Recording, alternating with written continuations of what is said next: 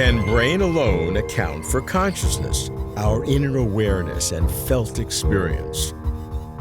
This is the classic mind-body problem, and all my life I've been obsessed with it. Can the physical facts of the brain explain the mental experiences of the mind? Yes? No? Both answers seemed improbable, if not impossible. Pursuing my passion, I did a doctorate in brain research. But then worldly opportunities and the exigencies of life intervened, taking me in different directions. 30 years passed. While out of sight, my obsession grew. Finally, I had no choice but to readdress the mind-body problem. What were recent advances in brain science? What were latest ideas in philosophy of mind? In the late 1990s, Closer to Truth was born. What I didn't know then was that Closer to Truth would become my journey, ongoing now for almost 20 years. The fundamental question continues to be, can brain alone explain consciousness? I'm Robert Lawrence Kuhn, and looking back, Closer to Truth has been my journey to find out.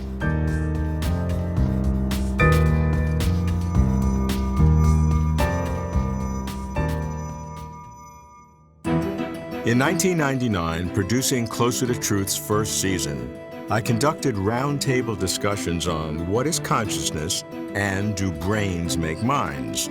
Among the participants were two leading philosophers of mind, John Searle and David Chalmers. John was then professor of the philosophy of mind and language at the University of California, Berkeley. Dave was then professor of philosophy and associate director of the Center for Consciousness Studies at the University of Arizona. I have now spoken at length with John and Dave 3 times, in 1999, 2007, and 2014.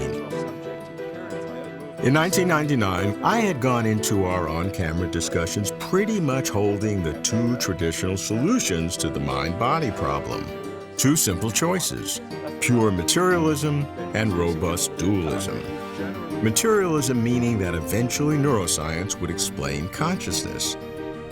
Dualism meaning that in addition to brain, some kind of non-physical substance would be required. I was indeed naive, and John and Dave showed me how intricate the mind-body problem really was. John, you're one of the leading philosophers of mind. One of your recent books is The Mystery of Consciousness. Why is consciousness such a mystery? Well, we don't know how to explain it.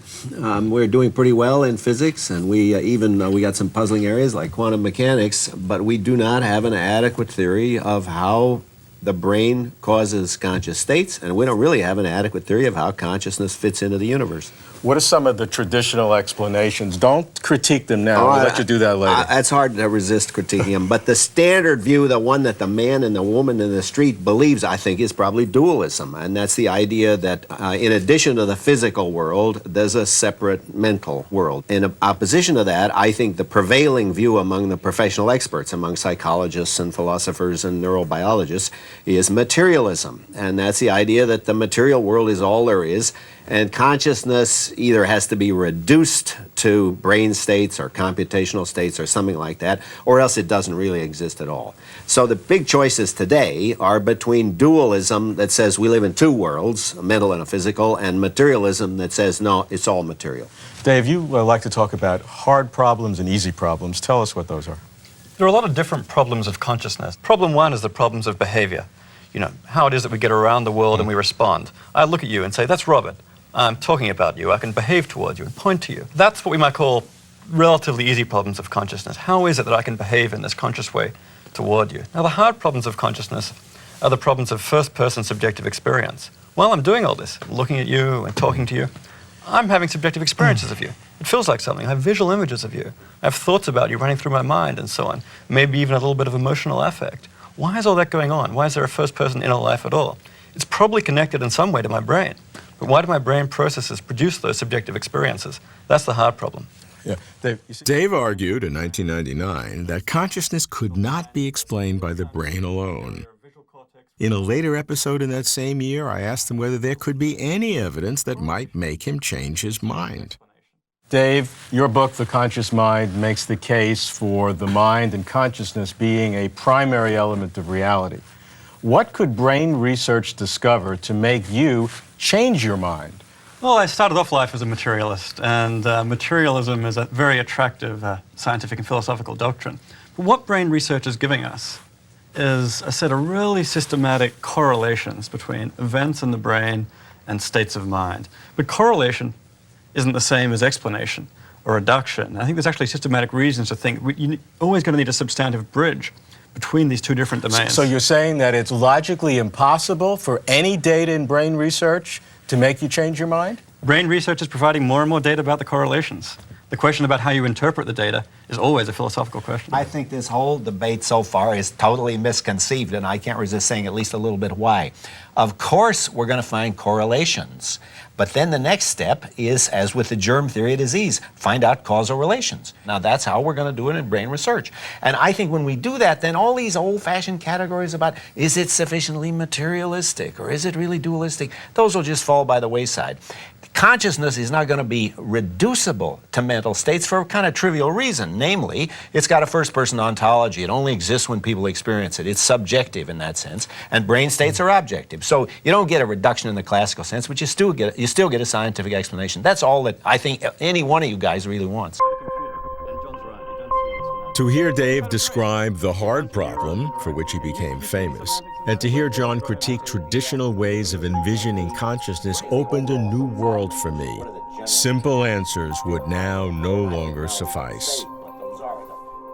In 2006, as Closer to Truth producer-director Peter Getzels and I were preparing the first season of our new format, I had to feature both John Searle and Dave Chalmers. I contacted Dave, then at the Australian National University, and waited for Dave to come to the United States in late 2007. Our approach to consciousness was now sharper, recognizing the importance of the hard problem and what it might mean for the nature of reality. The question we posed to Dave, can consciousness defeat materialism? Well, I was trained as a scientist. My attitude was that materialism had to be true. And there was just this little problem reconciling materialism with consciousness. Only over time have I begun to think this is more and more of a problem, and in fact maybe it's impossible to reconcile consciousness with materialism. You've articulated 3 subdivisions that you can think about materialism in. What are they? Well, the basic problem for materialism about consciousness is something like this. You could know all about the physical processes in the world, in the brain, and not know about consciousness. Somebody could know about every last neuron in the brain involved in, say, color processing. That wouldn't tell them about the experience of seeing red. So what's the materialist to do about that? There are 3 different attitudes I can take. First attitude, the one I call the type A attitude, is just to take the hard line, deny consciousness. There's just nothing here that needs explaining. There's not really a phenomenon of consciousness at all. You explain everything there is to say about the brain, end of story. Type B materialism is the one that says, okay, there is this phenomenon of consciousness, and there is a gap between our knowledge of the brain and our knowledge of consciousness, maybe even a fundamental gap. But that's only really a conceptual gap. It's a gap in knowledge of a level of thought. So knowledge of the brain will never produce knowledge of consciousness. But they say, in nature, consciousness and the brain are one and the same thing. From the outside, you look at a brain and you see a brain. From the inside, you think about a brain and it seems to you like consciousness. But it's just one thing in nature. That's a very attractive view in many ways. On this view, there's 2 basic kinds of concepts. There's physical concepts when we look at physical processes from the outside, and there's mental concepts when we look at these processes from the inside. These are 2 different ways of thinking. But on this view, they're 2 different ways of thinking about one underlying reality. Okay. Third approach to materialism. So another view is that there is a gap between physical processes and consciousness in our current theories, that right now we're not smart enough to figure out the connection between brain processes and consciousness. But if we do enough more science and enough more philosophy, perhaps in the ideal limit, we'll be able to deduce the whole story about consciousness from the physical story. It's just that we're not there yet. Now, my own view is there's a principled gap here. Neuroscience gives us structure of the brain and dynamics of what we do. And that's all it's ever going to give us. More and more structure, more and more dynamics, more and more behavior. And that's always going to leave, in principle, a gap to consciousness. But this other view, the agnostic view, basically says that somewhere along the Dave's path paralleled my own. At first, assuming materialism to obviously be true, brain research just requiring more time. Then, gradually, coming to realize that consciousness posed a formidable problem. John Searle, I'm sure, would reject the notion that materialism cannot explain consciousness. John has been one of my intellectual heroes. First, for making consciousness respectable for intellectual discourse. Second, for his rigorous critique of traditional theories. In late 2007, I had to speak with John. We met in his Berkeley home. John, the prevailing view among philosophers and certainly most scientists is materialism, that only the physical is real. People who don't like that point to consciousness as their single arrow that can kill materialism. You don't agree with that? Well, it depends, of course, as we like to say, on how you define these terms. And materialism is driven, the intelligent materialism is driven by the conviction that the account that we're getting of reality in subjects like physics and chemistry and molecular biology and evolutionary biology, that ultimately gives us an account of how the world works, and I think that's right. If that's materialism, then I'm a materialist. But I also think consciousness exists, and it has an irreducible subjective ontology. It only exists when it's experienced by a human or an animal subject, by a conscious agent. But now, if you put those two together, then my task is to make the existence of consciousness in my sense, the real thing, not some ersatz or simulation, the real thing consistent with what we know about how the world works. I claim that can be done.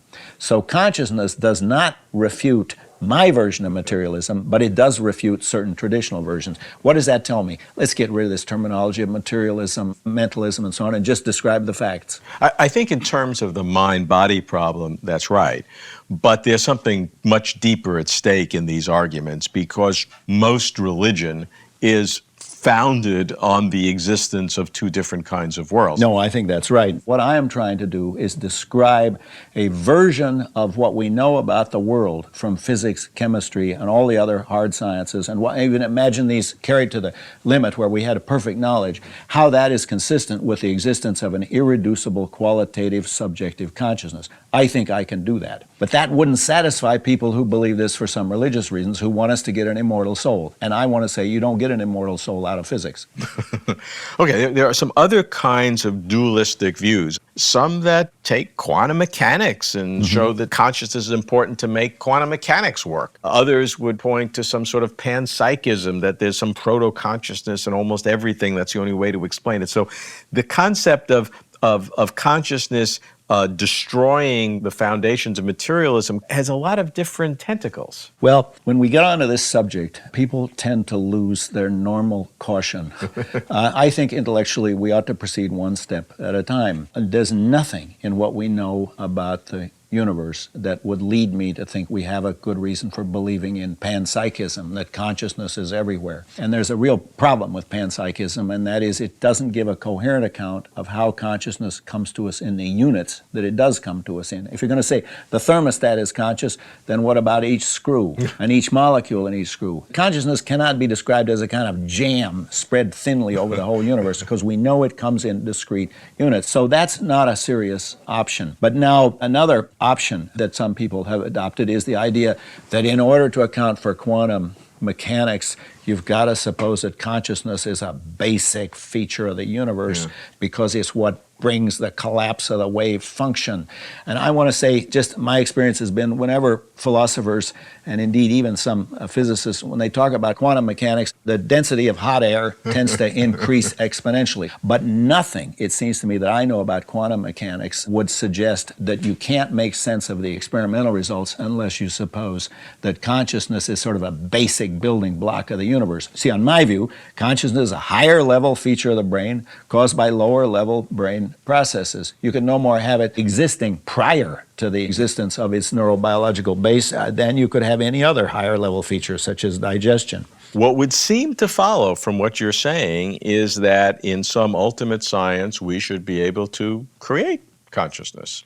In principle, I see no obstacle. If we knew exactly how, in detail, I mean really down to the finest detail, how the brain caused consciousness, then I don't see any obstacle in principle to building a conscious machine. You see, the thing you always remember is the brain is a machine. It's a machine made out of organic substance, out big carbon-based molecules. There's nothing special about carbon. It could be made out of anything if you could. If you knew the principles. Sure. We don't know the principles. Hearts do not have to be made out of muscle tissues in order to pump blood. We don't know what you have to do it with consciousness. But there's one mistake we got to avoid, and that is the mistake of supposing that if you simulate it, you've duplicated it. A perfect simulation of the brain, say on a computer, would no longer thereby be conscious than a perfect simulation of a rainstorm on a weather predicting computer will leave us all wet.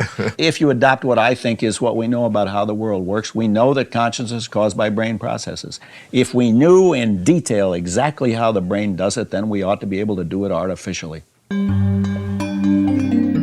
John's approach was so richly textured, it changed my way of thinking, rejecting old categories, a nuanced materialism, enabling a first-person, irreducible, subjective consciousness. John had a profound effect on me. More than ever, I determined to follow the field. Almost 7 years later, in 2014, at the 20th anniversary of the Tucson Conference toward a Science of Consciousness, a milestone event in the study of consciousness, I was eager to again meet John Searle and Dave Chalmers. Had they refined their thinking? What were the latest trends, the hot ideas?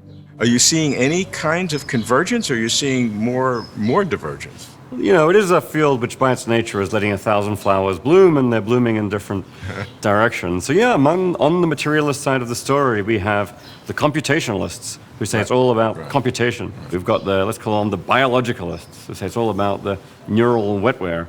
And then you've got the quantum mechanics theorists who think it's all some fundamentally quantum phenomenon. And, you know, all of these views are getting uptake in different ways. And do you see them as ever working together? I mean, I think there's certainly prospects for convergence there. You know, you might believe it's really the computation that fundamentally does the work in giving you consciousness. It's structures of information, for example, and to take one leading current idea, it's the information structures that get integrated that gives you consciousness. But at the same time, you might think, oh, that's got to be grounded in certain specific biological wetware in a human brain, and that biological wetware is going to be a key part of the story, and maybe there's some way to work quantum mechanics in there, but I haven't quite figured that out yet. And in that model, you do not need a panpsychic approach. Well, it's interesting. There are people, Giulio Tononi, for example, who's put forward the integrated information theory of consciousness, which is really a leading contender right now. And his view is that consciousness is the integration of information.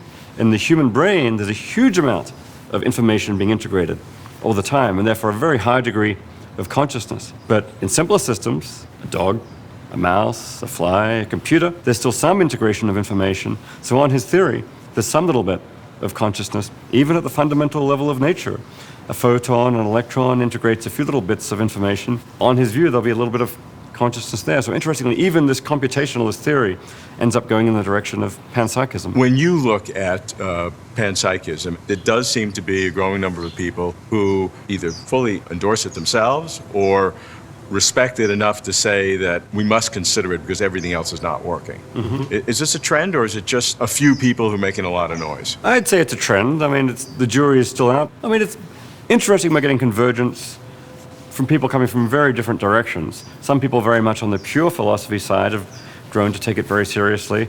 But then we've got neuroscientists who are taking it seriously, and people coming from physics who are taking it seriously. Now that said, I think there are still some pretty serious problems for the panpsychist view. How is it that these little bits of consciousness at the bottom level, you know, photons or electrons in my brain, every one of them a little conscious subject on the panpsychist view. How do they all add up to my conscious experience? How do you put together billions of little conscious agents in my brain and get the kind of familiar consciousness that we know and love? That's what people call the combination problem for panpsychism, and it's an awfully hard problem. It's an aspect of the original hard problem of consciousness.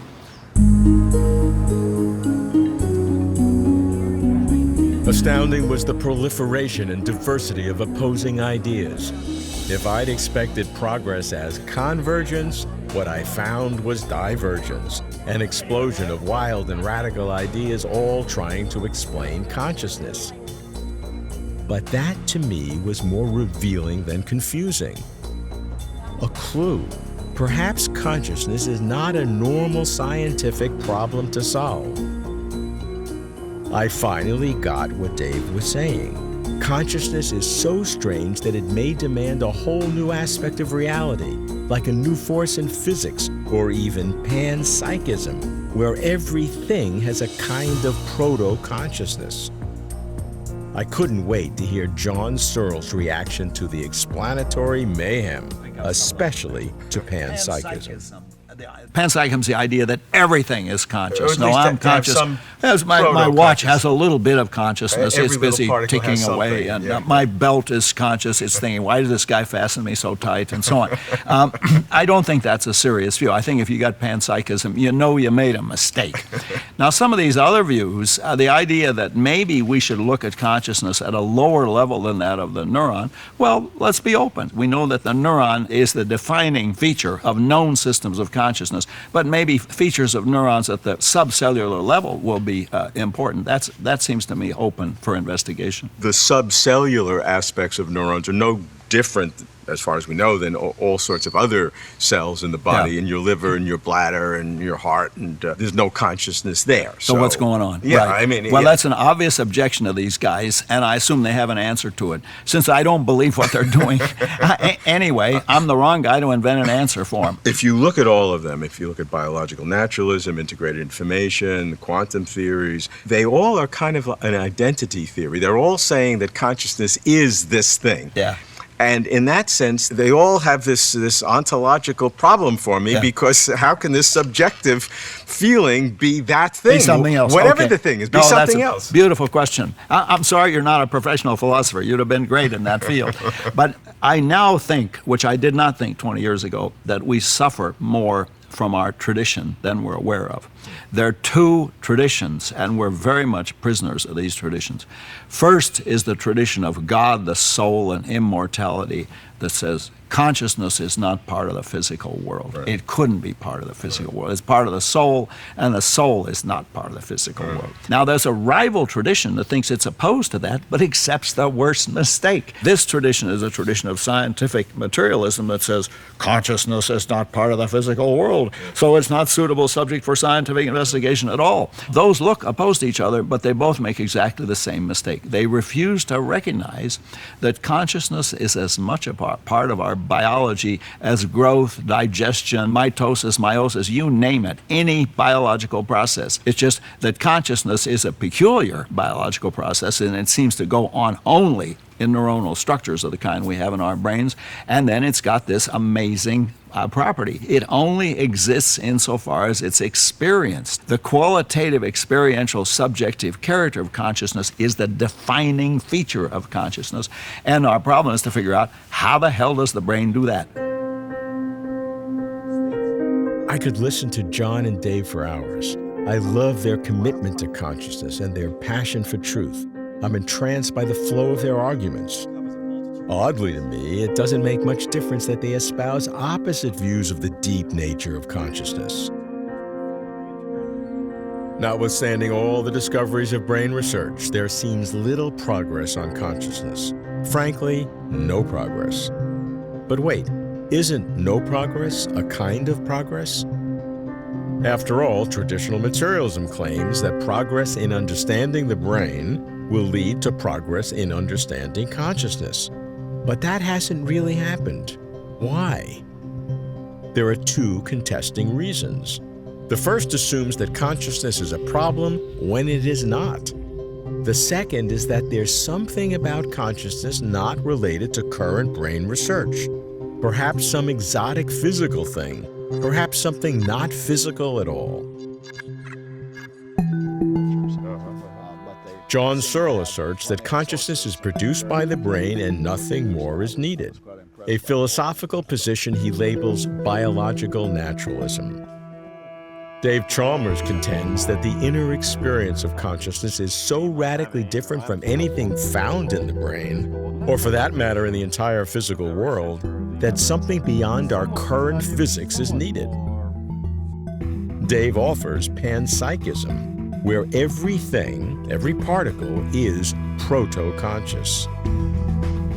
It is not for me to adjudicate between John and Dave, between a sophisticated biological naturalism and a contemporary panpsychism. I agree with both in rejecting traditional materialism, and I sort of side with Dave in requiring more than biology. But I'd bet we need new ways of thinking to get closer to truth.